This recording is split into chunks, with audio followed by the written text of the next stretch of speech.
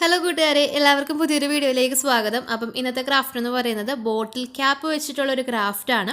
അതിന് വേണ്ടിയിട്ട് ഞാനിവിടെ കുറേ ക്യാപ്പ് എടുത്ത് വെച്ചിട്ടുണ്ട്. ഏകദേശം ഒരു 12 ക്യാപ്പോളം ഉണ്ട് കേട്ടോ. അപ്പം ഇതിലെല്ലാ ക്യാപ്പും കുറച്ച് വലിയ ക്യാപ്പാണ്. അപ്പം ഞാൻ 2 ക്യാപ്പ് ഒരുമിച്ച് ഒട്ടിച്ച് വെച്ചിട്ടുണ്ട്. ഇത് രണ്ടും ഇത് സാധാരണ നമ്മുടെ മിനറൽ വാട്ടർ കുപ്പിയുടെ ക്യാപ്പാണ് കേട്ടോ. അപ്പം ഇത് രണ്ടും ഞാൻ ഒട്ടിച്ച് വെച്ചേക്കുന്നതെന്ന് വെച്ചാൽ ബാക്കി എല്ലാ ക്യാപ്പും കുറച്ച് വലിപ്പമുള്ള ക്യാപ്പാണ്. അപ്പം ഇതിൻ്റെ മറ്റേ രീതിയിൽ തന്നെ സെയിം ആ ഒരു ലെവലിൽ നിൽക്കാൻ വേണ്ടിയിട്ടാണ് ഞാനത് ഒട്ടിച്ച് വെച്ചേക്കുന്നത്. അപ്പം ഇനി ചെയ്യുന്നത് വെച്ചാൽ ഇതിലേക്ക് പെയിൻറ് അടിച്ചു കൊടുക്കുകയാണ്. ഒരു ബ്ലൂ കളർ പെയിൻ്റാണ് അടിച്ചു കൊടുക്കുന്നത്. അപ്പോൾ ആദ്യം നമ്മളൊരു കോട്ട് അടിച്ചു കൊടുക്കുക. ഇതൊന്ന് ചെറുതായിട്ടൊന്ന് ഡ്രൈ ആയി കഴിഞ്ഞിട്ട് ഒരു കോട്ടും കൂടെ അടിക്കണം. ഇപ്പം ഇത് ഞാൻ ഉദ്ദേശിക്കുന്നത് ഒരു മുന്തിരിങ്ങ ലെവലിന് എത്തിക്കാൻ വേണ്ടിയിട്ടാണ്. അപ്പം നിങ്ങൾ വിചാരിക്കും ഇതാണോ മുന്തിരിങ്ങയുടെ കളറ്? അപ്പം ആക്ച്വലി ആ ഒരു പെയിൻറ്റ് എൻ്റെ കയ്യിൽ ഇല്ല. അതുകൊണ്ടാണ് ഞാൻ ഈ ഒരു പെയിൻറ്റ് യൂസ് ചെയ്യുന്നത് കേട്ടോ. അപ്പം നമുക്ക് അതേ മുന്തിരിങ്ങ ലെവലൊന്നും വേണമെന്നില്ലല്ലോ. നമ്മുടെ കലാബോധത്തിനനുസരിച്ച് നമുക്ക് എന്ത് ക്രാഫ്റ്റ് വേണമെങ്കിലും ചെയ്യാം. അത് വൃത്തിയായിട്ട് ചെയ്യണം എന്ന് മാത്രമേ ഉള്ളൂ. അപ്പോൾ പെയിൻ്റൊക്കെ അടിച്ച് അവിടെ ഓക്കെ ആക്കി വെച്ചിട്ടുണ്ട്. അത് ഡ്രൈ ആക്കാൻ വെച്ചേക്കുവാണ്.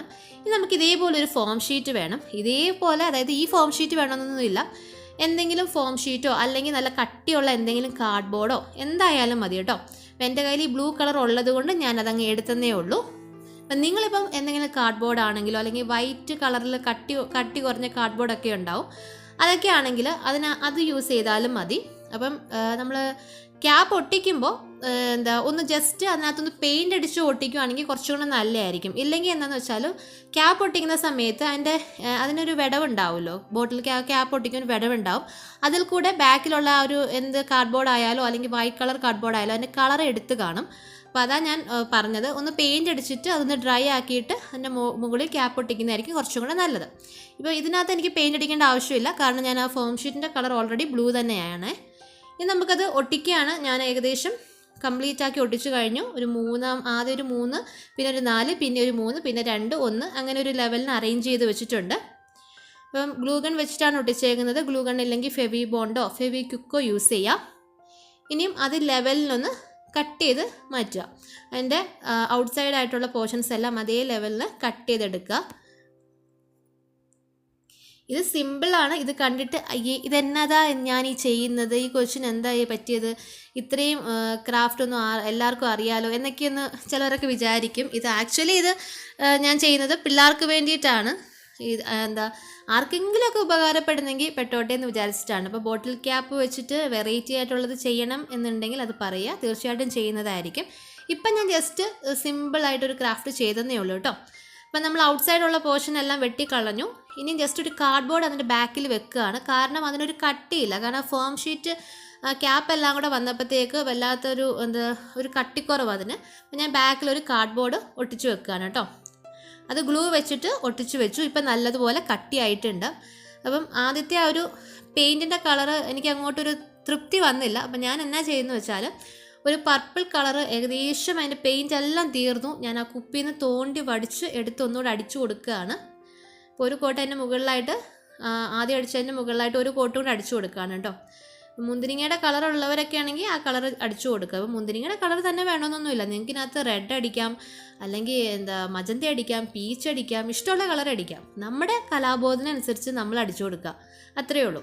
ഇനി അടുത്ത ലീഫിന് വേണ്ടിയിട്ട് 2 ഇല, അതൊരു ഫോം ഷീറ്റ് ആണ് എടുത്തേക്കുന്നത്. ഇതില്ലെങ്കിൽ സാധാരണ കളർ പേപ്പർ യൂസ് ചെയ്താലും മതി കേട്ടോ. അപ്പം എൻ്റെ കയ്യിൽ ഈ ഫോം ഷീറ്റ് ഉള്ളത് കൊണ്ട് ഞാൻ അങ്ങ് എടുത്തന്നേ ഉള്ളൂ.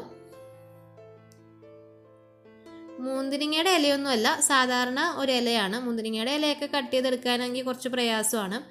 എനിക്ക് പ്രയാസമാണ് കേട്ടോ. ചെയ്യുന്നവരുണ്ട്. ഇനി നമ്മൾ അത് നമ്മുടെ അതിൻ്റെ ബാക്കിലേക്ക് ഒന്നൊട്ടിച്ച് കൊടുക്കുകയാണ്. അപ്പോൾ ഇത് സിമ്പിൾ ക്രാഫ്റ്റ് മാത്രമാണ് കേട്ടോ. അതും റെഡി ആയിട്ടുണ്ട്. അങ്ങനെ നമ്മുടെ ഒരു കുഞ്ഞ് ക്രാഫ്റ്റ് ഇവിടെ സെറ്റായി. ഇനി അതിൻ്റെ മുകളിലേക്ക് കുഞ്ഞു കുഞ്ഞു കുത്തിട്ട് കൊടുക്കുകയാണ്. അപ്പോൾ കുറേ പേര് വിചാരിക്കുന്നുണ്ടാവും മുന്തിരിങ്ങയ്ക്കകത്ത് കുത്തോ, എന്താണിത്?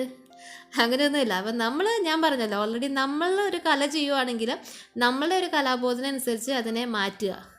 അപ്പം അങ്ങനെയൊക്കെ അതിനെ വൃത്തികേടാക്കാതെ കുറച്ചെങ്കിലും ഡിഫറെൻ്റ് ആയിട്ട് ചെയ്യുക, അത്രയേ ഉള്ളൂ.